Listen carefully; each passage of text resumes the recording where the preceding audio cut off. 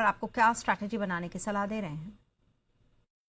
कल सुबह जब हम ट्रेड के लिए लौटेंगे तो पहले इंटरनेशनल संकेत देखेंगे। डाउ फ्यूचर्स पौने 200 अंक नीचे, माफ कीजिएगा, पौने 200 अंक ऊपर थे हमारे बाजारों के बंद होने के वक्त और 250 पॉइंट नीचे थे नेस्डेक फ्यूचर्स। तो अमेरिका में दोनों इंडेक्स अलग अलग तरह का कारोबार दिखा सकते हैं। वैसे भी नेस्डेक 3 महीनों के लोएस्ट लेवल के आसपास चल रहा है और दुनिया भर में फिर से एआई से, सेमीकंडक्टर्स और चिप से जुड़े हुए शेयर परेशान होते दिख रहे हैं, कमजोर होते दिख रहे हैं। उसका असर आप जापान और कोरिया में भी देख रहे हैं। साथ ही कच्चा तेल जो $86 के आसपास है, अक्टूबर के फ्यूचर्स, वो भी देखेंगे किन लेवल्स के आसपास मिलते हैं।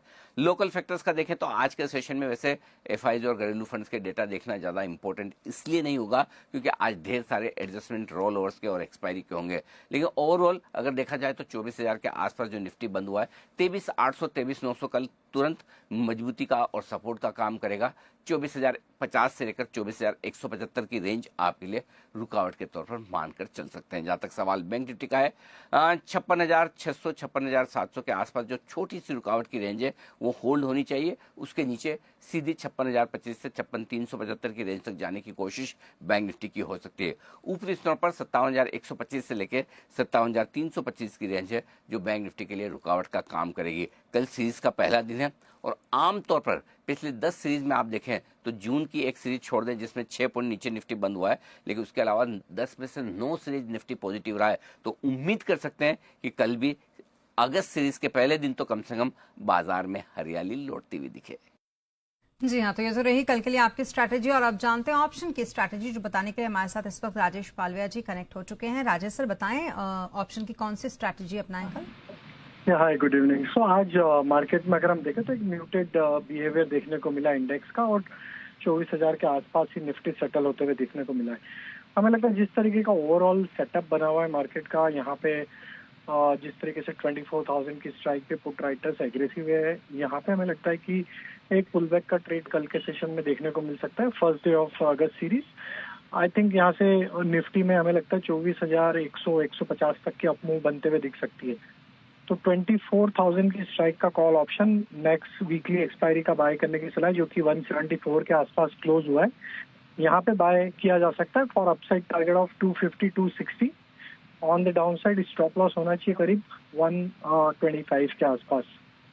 स्टॉक्स में हमें लगता है यहाँ पे रियल एस्टेट स्पेस में एक अच्छा मोमेंटम बनते हुए देखने को मिल रहा है। लोडा डेवलपर, मैक्रोटेक डेवलपर को यहाँ पे बाय किया जा सकता है और करीब 1300 के आसपास का क्लोज है। यहाँ पे हमें लगता है 1340 तक की अपसाइड बनते हुए दिख सकती है विद स्टॉप लॉस ऑफ 1275। देखिए, स्क्रीन पे देख के तो आपको भी सब कुछ समझ में आ रहा होगा कि एक्चुअली इंडियन मार्केट में चल क्या रहा है, भारतीय बाज़ारों की स्थिति अभी क्या देखने को मिल रही है।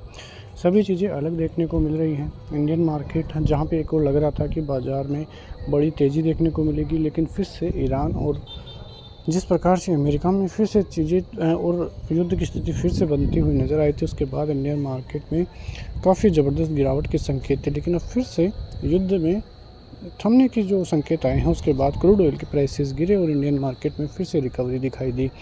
और इसी के साथ में संकेत भी दिखाई दिए कि इंडियन मार्केट की तरफ से काफ़ी अच्छी रिकवरी निचले स्तर से देखने को मिली है। कई विशेषज्ञ ये भी कह रहे हैं कि जो बाज़ार नीचे गया है बस वो एक ट्रेप था।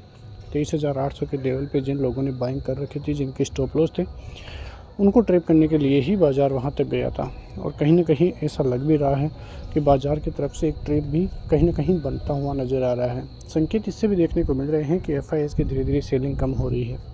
हालांकि सेलिंग पिछले 3 से 4 दिनों में बढ़ी है, लेकिन फिर भी महीने के हिसाब से देखें तो करीब 12 से 13 हज़ार करोड़ की सेलिंग अब तक देखने को मिली है जुलाई के महीने में। ये सेलिंग अदर महीनों से कंपैरिजन आप करोगे, पिछले वाली वीडियो में जाके देख सकते हैं कि किस प्रकार से सेलिंग का वो आंकड़ा है वो कम होता हुआ नज़र आया है। और आगे भी यदि सेलिंग कम होती है, धीरे धीरे बाइंग स्टार्ट होती है, तो वहाँ से इंडियन मार्केट की स्थिति बदलती हुई नज़र आएगी। और अब की बार जो स्थिति बदलेगी वो छोटी मोटी स्थिति नहीं रहेगी, वो 27,000 30,000 वाली बातें हम कर रहे हैं। और यदि ऐसी स्थिति आती है तो वो बाज़ार के लिए काफ़ी अहम रहेगी, जो बाज़ार को काफ़ी ज़बरदस्त तेज़ी दिखाती हुई नज़र आएगी। देखना होगा कि आने वाले दिनों में बाज़ार कैसा रहेगा। लेकिन फ़िलहाल कल के मार्केट की बात करें तो कल का मार्केट भी पॉजिटिव ही आपको दिखाई दे सकता है।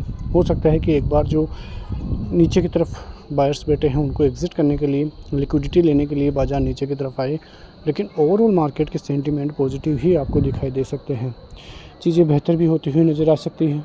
और यदि चीज़ें अच्छी रहती हैं तो बाज़ार के लिए अनुमान रहेगा कि बाज़ार फिर से 24,250 का स्तर पार करे और बाज़ार जाए 24,800 के लगभग, 25,000 के लगभग, हम इसके बारे में भी कह नहीं सकते हैं। लेकिन जो सपोर्ट जोन अब रहेगा, एक बड़ा सपोर्ट जोन, वो 23,600 का रहेगा। जब तक ये बाज़ार में इनिशिएट रहेगा तब तक दिक्कतें नहीं हैं, लेकिन वॉर की स्थिति बढ़ती है, क्रूड ऑयल के प्राइसेस में तेज़ी होती है, तो ये लेवल भी नीचे की तरफ टूटते हुए नज़र आएंगे। ये लेवल टूटे तो खतरा इंडियन मार्केट पे बढ़ेगा, जो बाज़ार को काफ़ी नीचे के संकेत, काफ़ी नीचे के स्तरों पर लेकर जा सकता है। देखना होगा कि आने वाले दिनों में इंडियन मार्केट की स्थिति कैसी रहती है, लेकिन फ़िलहाल मार्केट के हालात पॉजिटिव और रेंज बाउंड ही दिखाई दे रहे हैं। मिलते हैं नेक्स्ट वीडियो में, तब तक के लिए जय हिंद।